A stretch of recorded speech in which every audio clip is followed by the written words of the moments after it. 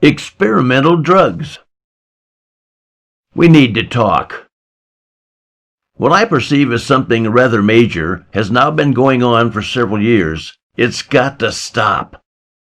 Insurance costs are soaring, and the cost of some prescriptions is actually sneaking up on close to $90 a pop. That is what I told a friend, who offered this reply, replete with facts he'd learned within the latest couple months. Far too often, he explained, it doesn't really matter, because of all the kickbacks, just how hard a person hunts. Pharmaceutical companies have pacts with certain doctors, and barely tested drugs are what they're tending to prescribe. Some, of course, are truly what is needed by the patient, but others recommended just to satisfy a bribe. And just because certificates are hanging on their walls doesn't actually mean you're safe. I've seen them sell online. I'd love to have you tell me about the problems that you're fighting strictly due to medicines, but first, I'll tell you mine. A case in point. My A1C is high as hell because of what my ophthalmologist prescribed for me last week. Today, now more than ever, make an effort, if there's time, to do a little research on the kinds of help you seek. I made a 9th appointment with a doctor who had tested me for everything imaginable, but based on each result, what in fact was wrong with me, he failed to ascertain, and even after bringing in some colleagues to consult and listening to them guessing as they put their heads together, still they couldn't figure out what needed to be done.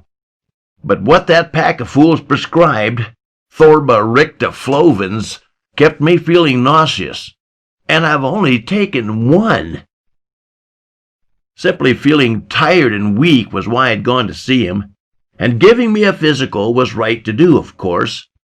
But having not yet taken blood, he wrote me a prescription, saying, "This is going to get you feeling stronger than a horse." Now, I'll admit it quickly got me pretty well perked up, and I had tons of energy. You couldn't keep me down. But 3 days later, I could tell my voice had gotten deeper, and all my toe and fingernails had turned a putrid brown. I called him in a panic. He said, "Let's try something else. A brand new drug came out last week that many patients like. It shouldn't affect your nails at all. And as for side effects, you might have trouble breathing, and your A1C may spike. A few have complained their vision worsened. Some got diarrhea. Others experienced sleeplessness. A few developed hives. Hallucinations, though uncommon, happened with a few. But for the most part, patients say this drug improved their lives.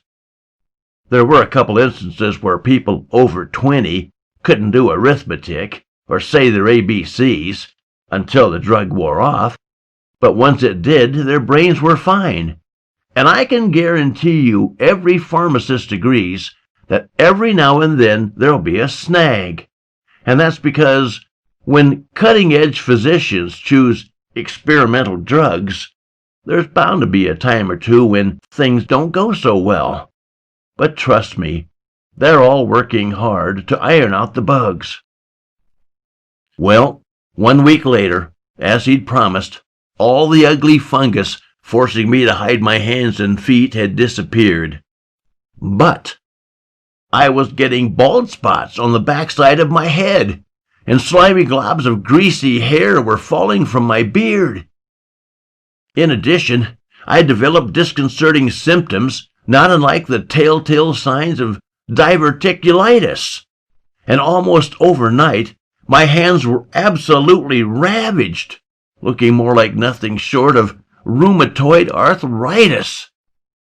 Obviously, the drug that he'd prescribed was doing damage, and having lost all faith in him, I started making calls in hopes that some attorney could advise me as to whether doctors can sue patients if they kick them in the groin.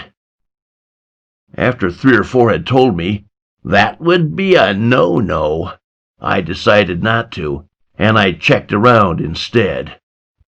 Turned out when I Googled what that monster had me taking, I was stunned to learn how many people had wound up dead. Still too young for Medicare, the bill that weasel gave me, charging me for what had only made things worse, I swear, leaving me depressed as hell, and wiping out my savings, has put me in a morbid state where I no longer care what the frickin' lawyers say. It's time for getting even. That dipshit brings his car for its repairs to where I work.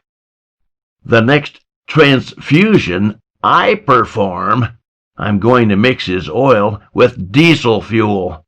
That'll show that cocky little jerk what it's like to interject things into a system not confirmed compatible. Well, it may sound rather drastic, but given what he's put in mine and what it's done to me, making his Mercedes throw a rod would be fantastic.